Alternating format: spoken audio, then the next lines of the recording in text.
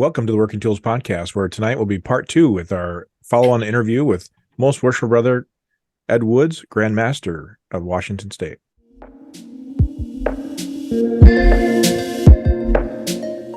Ladies and gentlemen, brethren all, welcome to the Working Tools Podcast, a casual conversation around Freemasonry. First, it's important to note that our thoughts and opinions are our own and do not reflect those of our Grand Lodge or respective craft or concordant bodies. Please connect with us and ask questions via our website at theworkingtoolspodcast.com.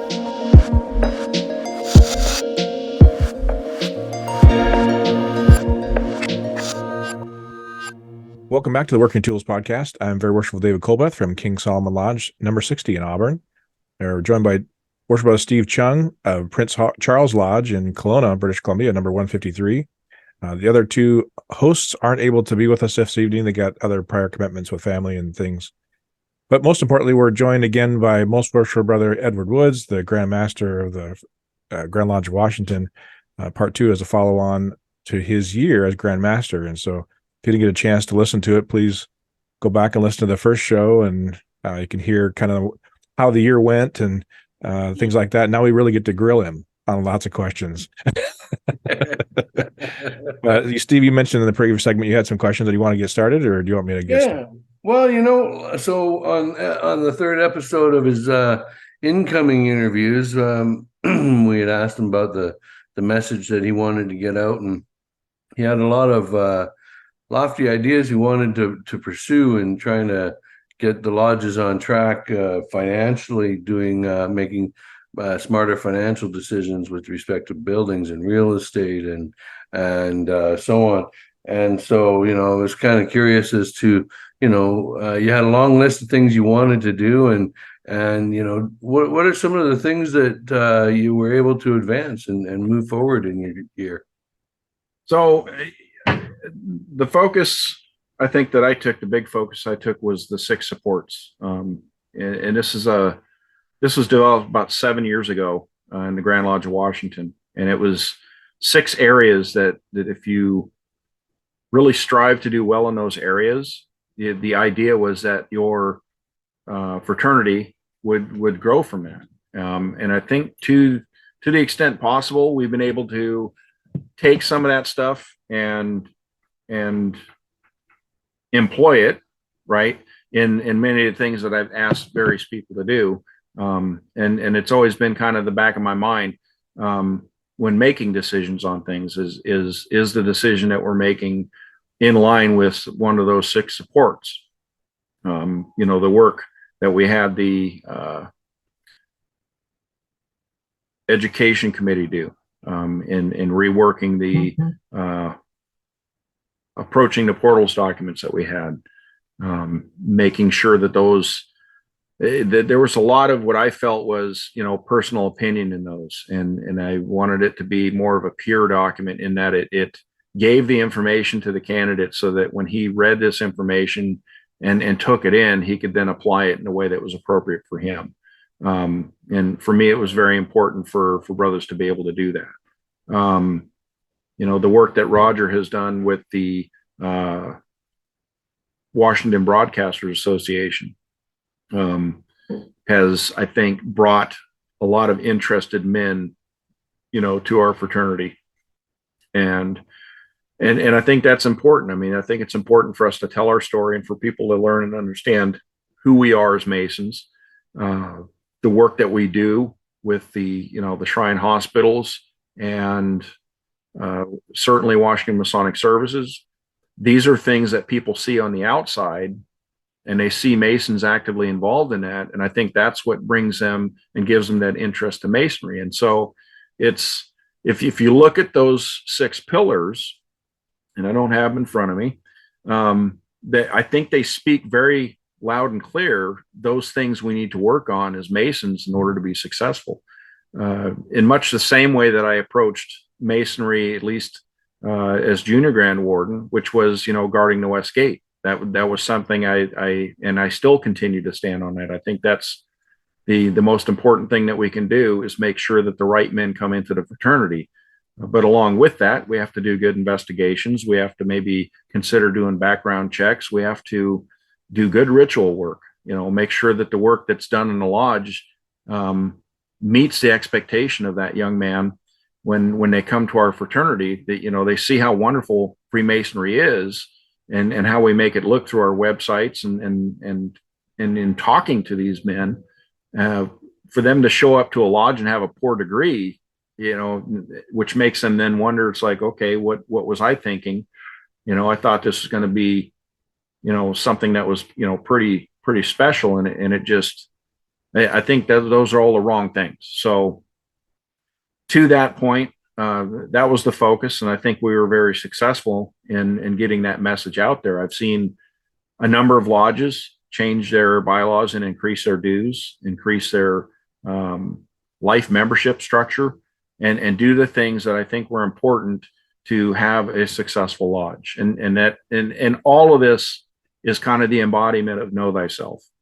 You have to know yourself. You have to know what's currently going on, and to make the proper decisions moving forward that are going to be hopefully bringing success to the organization. You have to look at things like, what is the due structure? What is the quality of our degree work? If a lodge can't even get a number of people in, let alone raise the funds to pay the bills, is it feasible to maintain a lodge building that starts to look poor over the years? And then the community looks at that. It just, everything touches on everything else. And I tried to, it's funny, during my team meeting, I'd actually taken a couple of slides and tried to diagram it out, right? I mean, it's, you see a Mason in action in the community. You go ask somebody about Masonry, you go to the lodge and become a Mason, get a degree. And there's so many things and they come back and touch on this and that. And it's like, nobody can do all of those things, I think, at the same time.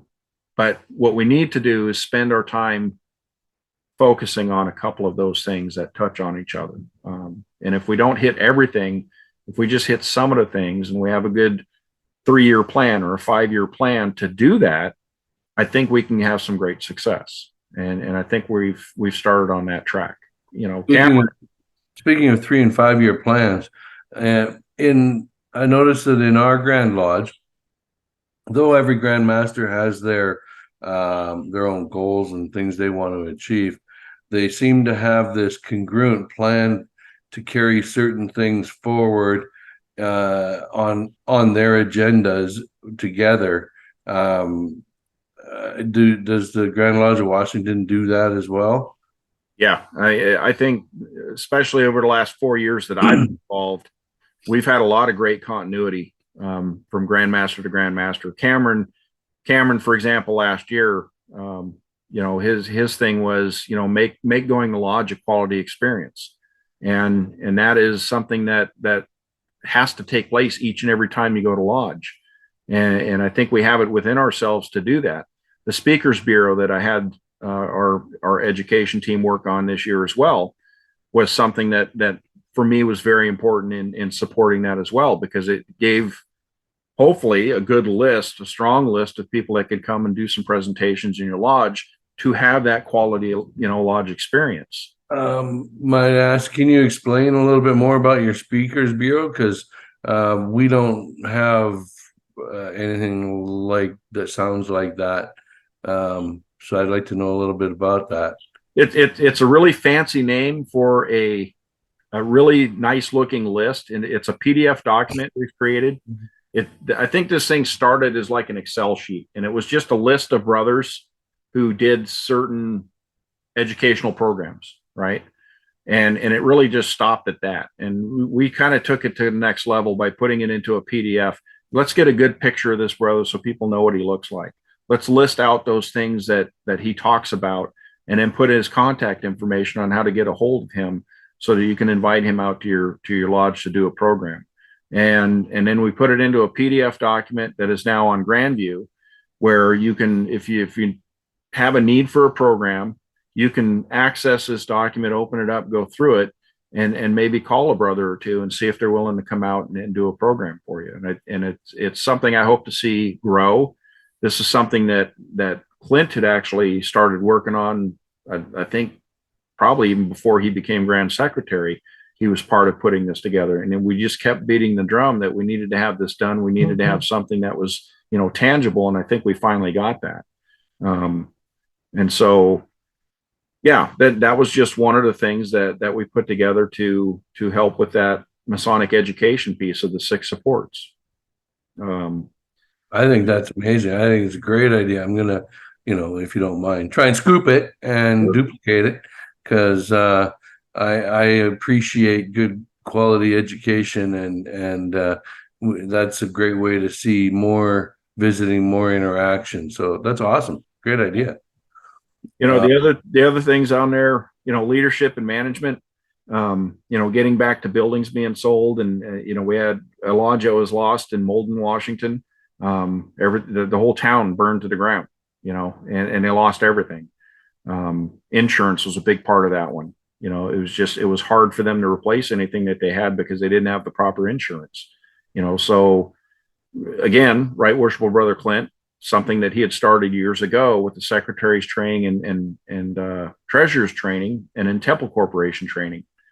On request, he would go around to any district and offer up this training, and we would do it on a Saturday. And frequently he would drag me along, and I would teach the Temple Board piece of it, while he taught the other 2 pieces of it. And so we just kind of tag team through it. And this year we've got Chris Haynes and we got Bill Hubbard on board, introducing some additional pieces, insurance being one. And then the other one was trying to remember what it is now. There's the insurance piece, there's the financial real estate kind of thing, and then the real estate piece. And again, these things came out of not only things that happened badly for us. We tried to learn from those lessons and employ that with some of the leadership and management training that we offer the brothers in our fraternity to hopefully overcome some of those issues. And then the last piece of that, which ties back to the dues, is this year, I think, is the first year we've had an automated dues processing piece, where in Grandview, all the lodge secretaries really have to do is make sure that the list of members of the lodges is accurate, up to date, make sure the dues structure for each of those members is entered correctly into the system. And then at a certain point, Clint can just kind of hit a button from the Grand Lodge office, and it sends out dues notices to all the members that they have good information on. Again, a lesson we learned from doing some, this was probably a couple years ago during Charles Wood's year. We did some surveys to find out, okay, why are we losing brothers? Why are brothers being dropped NPD? And one of the big things that we learned out of that was that there was a lot of brothers who weren't getting dues notices. And so that's kind of really hard to sit with, knowing that it was kind of our own fault that we're losing some of these guys that just didn't even know that they owed dues or what the dues were. So you guys actually have incorporated a system whereby the lodges maintain the information and Grand Lodge sends out the notices, but they're paying their dues to their lodge, not to Grand Lodge, right? Right. But you guys send out the notice on behalf of the lodge. Yeah. That's way cool. It's another tool. I mean, lodges certainly can send out their own dues notices still, and communicate in the ways we hope, calling brothers and saying, hey, and hopefully we're calling them more than just that one time a year, right? We're not just calling them to say, hey, where's your money at? Nobody wants to get that call, but I mean, hopefully we'll call them a couple times and say, hey, we'd love to see you back in lodge, and how's everything going?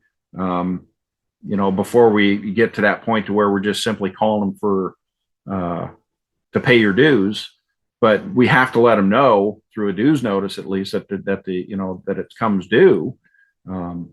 It's just like anything else we deal with in life. I mean, you get an electric bill, you get a gas bill, you get we get these reminders that let us know that we owe this money so that we can continue with that service. It's the same way with the fraternity. One of my hopes is that moving forward, we can take, and what we've talked about is hopefully one day accepting dues payments through Grandview. That'll go into a bank account that's held by Grand Lodge. But when that money is received, an ACH transaction will go out to the various lodges to get their dues.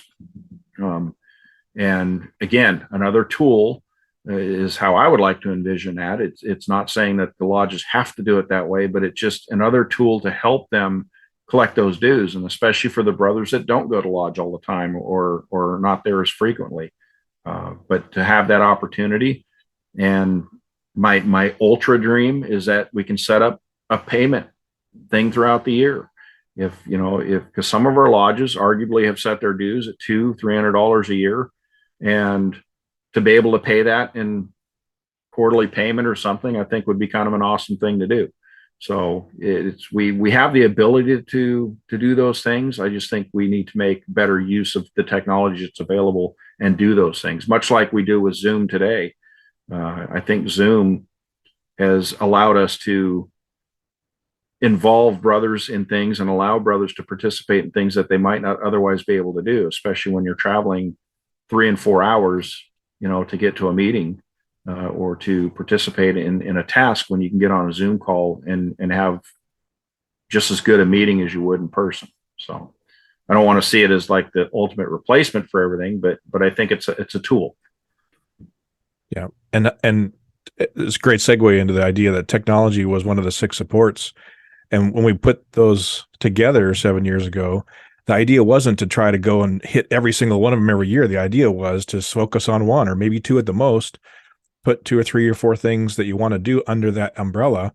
But as you're talking about those things, whatever the Grand Master's message is, or the Worship Master's message is, or the deputy, or whenever they're talking, say, see, this is how it ties into membership experience or technology or philanthropy. And so I'm really have been happy to see the uprising, if you will, of the 6 supports and that involvement in the Grand Lodge and XCOM level.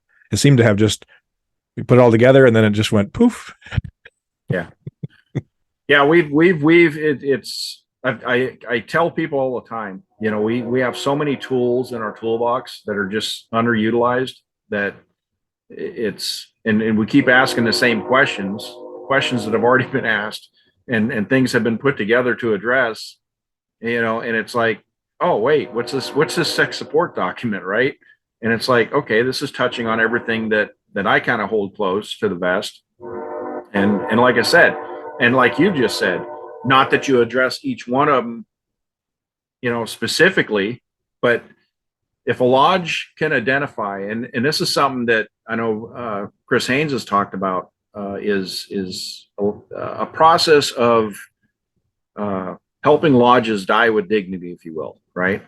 And to say, maybe we get some brothers that can meet with some of the lodges that are struggling to help them ask the hard questions. And after you've asked those hard questions, look at the 6 supports and, okay, what out of these 6 supports could we do that might help us address some of these, and then implement 1 or 2 of them for that year or the next 2 years or 3 years. And, you have to set benchmarks. You're not going to get from A to Z by just saying we're going to be at Z next year. It has to be realistic. Maybe you're just going to get from A to D. Yeah, exactly. Year. If you just did one every year, it's an automatic rolling 6-year long range plan. Yeah. Yeah. And there are things like, free apps out there, like Wave apps, that you can do the automated billing. But then the guys complain, oh, now we got to cover credit card charges. Well, you can do the quarterly payments, you can do the monthly payments, but for those guys who are not making their dues on time, that's a problem. So, if they need it to be easier, it can be done easier. It might cost them a few bucks, but, pay for convenience.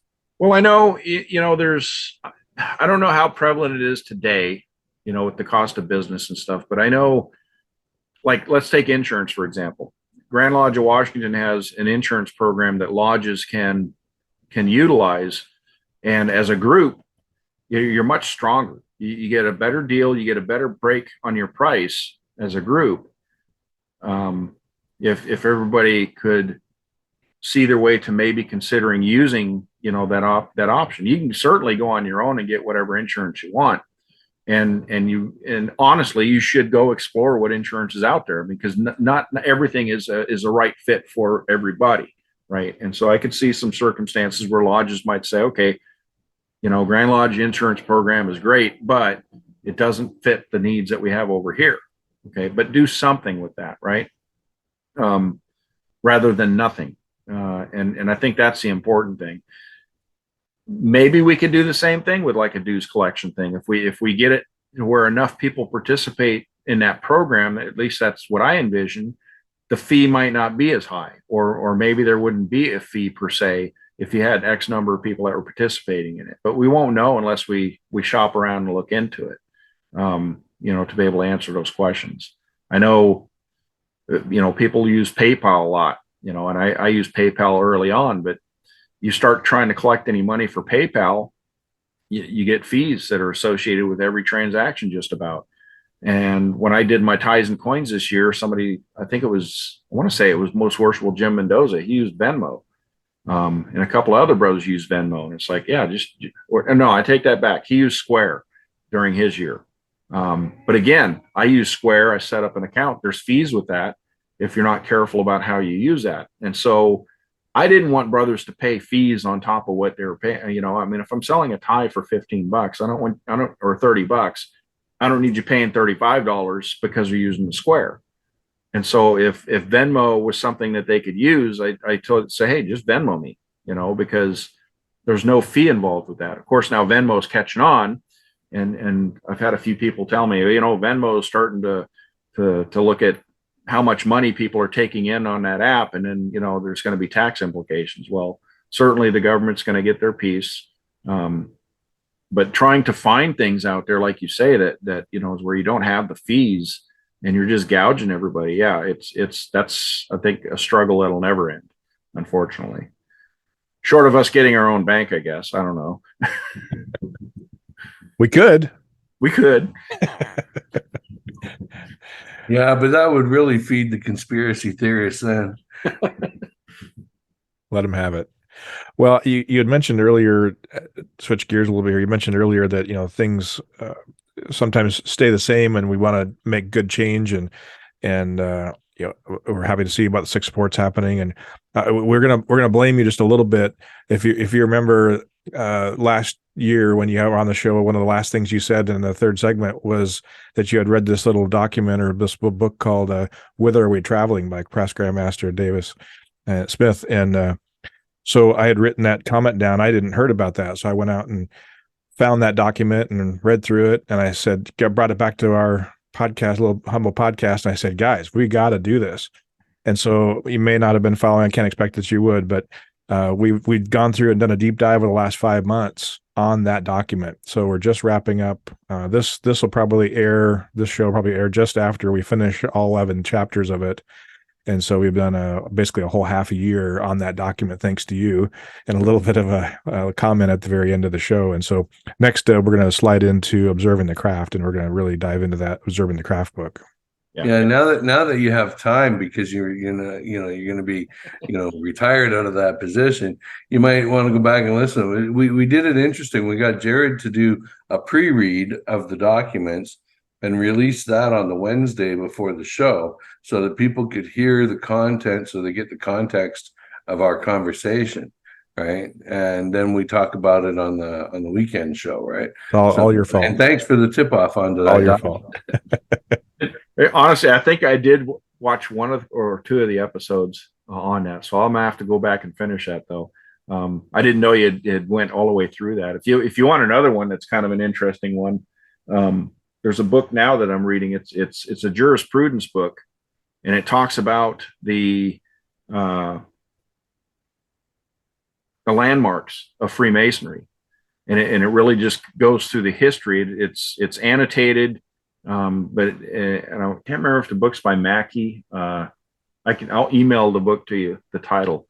But I honestly, I wished I'd have found that book when I got elected as junior grand warden, because I've told Clint and I've told Steve, I said, you guys need to read this. I think personally, this is a book that a Grand Master should read, and have on his bookshelf if he doesn't already. And I think it covers some pretty profound things. We've been talking. It's kind of interesting. We had a little bit of conversation about, well, Grand Lodge of Washington didn't adopt all of the landmarks, and it's like, well, I don't know. If you go through the ritual, I think you'll find that we kind of sort of did adopt most, if not all, of the landmarks. And so that brought me to suggesting that, hey, maybe somebody needs to kind of do what Art de Hoyo did with the Morals and Dogma, right? Is to go through the landmarks and go through our ritual and just annotate all of the things that touch on the landmarks of Masonry, and just to kind of see how much of them actually do. And I think maybe that might change what people say, I think, about the landmarks, because what I've heard over the years is that, well, we didn't adopt all of the landmarks, the landmarks, and it's like, I don't know. I don't know that I 100% agree with that. I mean, I know that all grand jurisdictions adopt most of the landmarks of Freemasonry, right? I think there's 25 landmarks. And to say that we don't, and that we never fully adopt, I just don't know that that's true. I don't know if they're referring to it's not part of our code, so therefore we haven't adopted it. But I think what we forget is that if you look at the ritual and everything through it, it touches on every one of those landmarks. And so it's always bugged me. We have a copy of the ancient landmarks at the back as a part of the ancient work, and we refer to the ancient landmarks in our ritual. But as you said, it's not officially adopted. And I think, well, it's in there, but it's not in there. Yeah, I mean, we hold our feet to the fire with it, but yeah. So that's going to be, if anything, to keep me busy. That's probably one thing that I'll have on my list of things to do, is just to kind of go through that, because now I'm really curious, right? And to take the ritual and just go, okay, oh wait, this is landmark this and this, and this one touches this one here, and this one, and I believe what I'm going to find is that we have adopted just about every landmark there is in our ritual. When I was master the first time, I wanted to have education at every meeting, and I had procrastinated what the list to do, and then it's the 11th hour. I'm trying to put my list together, and I think, what am I going to do? And of course, a month later, you realize there's 4,000 topics you could discuss. But I had somehow gotten connected with the landmarks, and so I was looking at those, and I said, "Oh, we'll just break them up, and we'll talk about 3 of them every month, basically." And it worked out really well. We have a process we call Shrink the Lodge, where we get together on the level in the middle of the meeting and we talk about a topic. And I had posted our first meeting out on Facebook, said, "Hey, we're going to have our first meeting of the year. Please come out." And who shows up but Most Worshipful Dean Heinemann. And I said, "Oh, Most Worshipful, it's so," the Cheshire grin says, "It's so nice to see you." And I said, "I didn't know you were coming." He said, "Well, I had replied on Facebook that I was coming." And I said, "Oh, thank you." And I wasn't exactly sure how we were going to do this Shrink the Lodge thing. I would check the code and all this. And then the landmarks, it was all kind of controversial. I had some ideas I was doing. And so we did it anyway. But it was great because then he engaged and he said, "When you get to number 14, invite me back." And we were all like, 14. So if y'all don't know what 14 is, landmark 14, go to Mackey's Landmarks and look it up. I'll let you I'll bait that. You all can go look it up. It's interesting. So, another one that's interesting, and I've been having fun by just kind of talking about it a little bit, is the 8th landmark. And I was making a Mason at sight. Yeah. And people hear that and they go, that's not possible. That can't be done. And it's like, well, it's not done in the way you think it can be done. You need to go read up on it. So I'll leave it at that.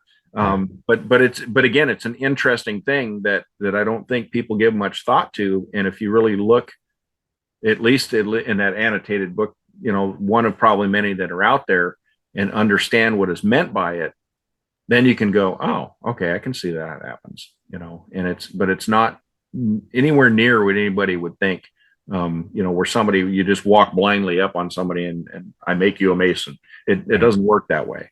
Yeah.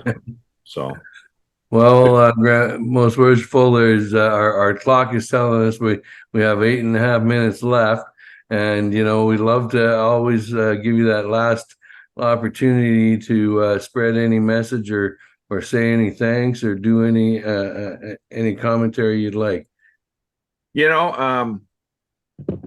I think as Grand Lodge is fast approaching, there's a lot been going through my mind, as to what's happened during this year. This has been a very special experience for me. I think the brothers that are part of this fraternity are very special, and each one of them have a very close place in my heart. I look forward to the work that Steve and Jimmy and Roger are going to do and continue to do.